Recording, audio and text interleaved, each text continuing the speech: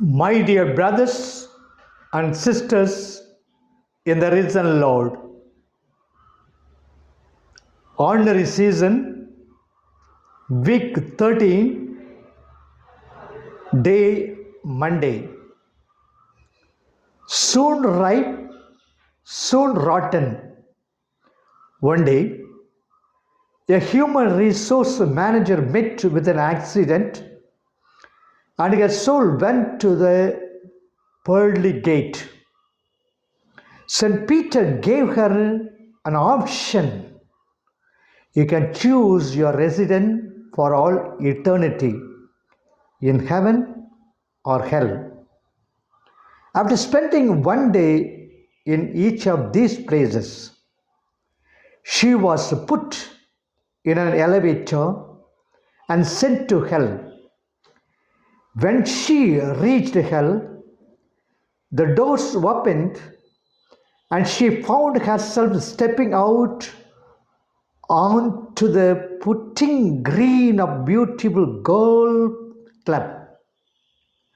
In the distance was a country club, and standing in front of her were all her friends, fellow executives that she had worked with, and they were well dressed in evening gowns and cheering for her.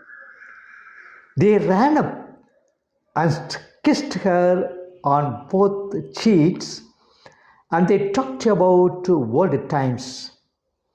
At night, she went to the country club where she enjoyed an excellent steak and lobster dinner. She met the devil, who was actually a really nice guy. She was having such a good time that before she knew it, it was time to leave.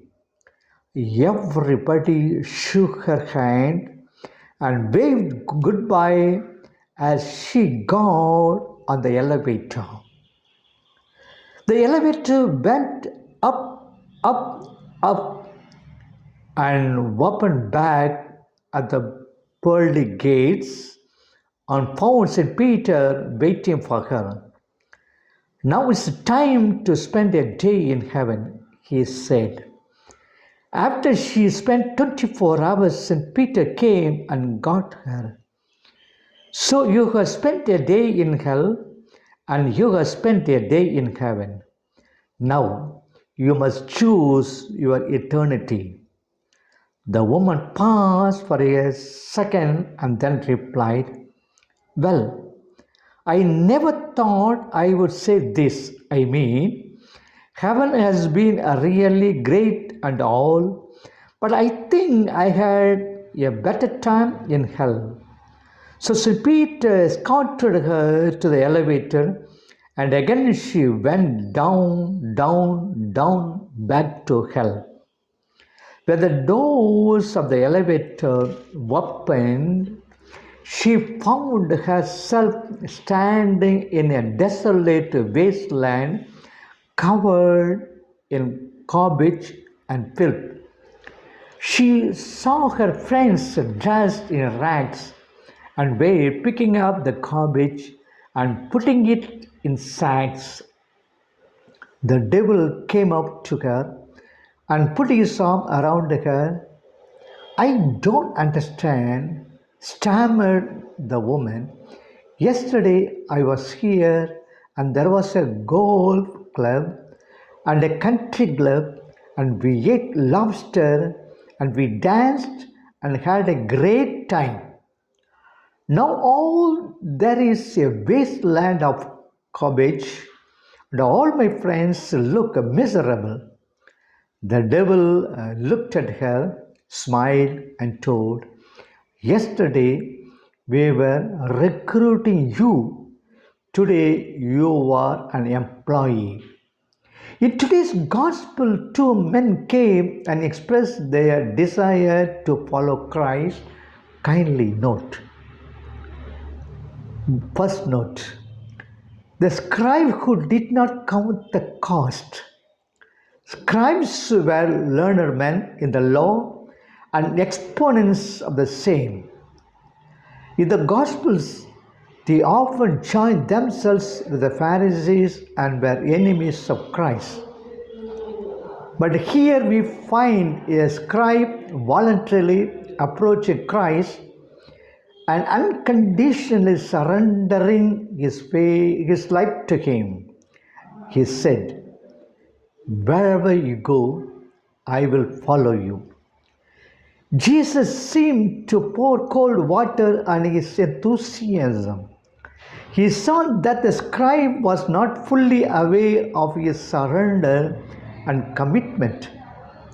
The scribe, after seeing Christ's miracles and the huge popularity he enjoyed, wanted to follow him with the carnal motives. He only saw the sunshine around Jesus, but not his cross. Jesus reminded him that to be his disciples is not an easy task and a cozy life. When he himself does not have a proper place to lay down his head, how much worse it is must be for those who follow him. Christ opened his eyes to the crosses one had to embrace in following him. He will not make a disciple by deceiving them. He always spoke the truth and he always made it clear to those who followed him the cost behind discipleship. Second note, the disciple who delayed. The disciple who asked Jesus for time to bury his father was already a follower of Christ, had been with Christ and had already committed his life to him. Clement Alexandrinus informs us from the ancient sources that this disciple was Philip. The disciple wanted to delay his following of Christ, and the excuse he gave was to bury his father. Among the Jews, the burying of the dead was a sacred obligation, and all other activity, even prayer and the study of the law, must give way to this obligation. According to the Jewish law, the burying and the mourning for the dead and the subsequent purification could occupy many days.